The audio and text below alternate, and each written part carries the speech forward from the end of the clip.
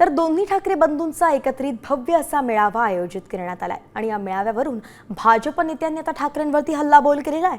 आमदार परिणय फुकेंनी विधान परिषदेत एक कविता सादर करत ठाकरेंना डिवचलेला आहे। नेमकं त्यांनी काय कविता सादर केली आहे पाहूया।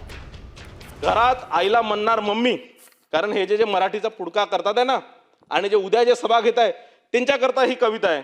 घरात आईला म्हणतात मम्मी, मोर्चामध्ये जाणार आम्ही, कॉन्व्हेंटमध्ये घेणार शिक्षण, मराठीचं करणार रक्षण, सुट्टीसाठी आहे युरोप, दुसऱ्यांवर करणार आरोप, सत्तेसाठी वेगळे झालो, सत्तेसाठीच एकत्रित आलो, लाथाडलेले जनतेने काय करतील कोण जाणे, हिंदुत्वाचे कधी दुकान, कधी प्यारी टिपू सुलतान, कास मराठीची धरली, निवडणुकीत केमछो वरली, धारावीत दाखवली रुबाब, लुंगी बहादूर छोटे नवाब, भारतभर 12 बार चिंध्या, एक ना धड, अस्तित्वाची धडपड, बुडा खालून गेल्या खुर्च्या, म्हणून मराठीचा मोर्चा, मोडीत कधीच निघाला ब्रँड, मोडीत कधीच निघाला ब्रँड, चाऊभाऊने वाजल्या बँड।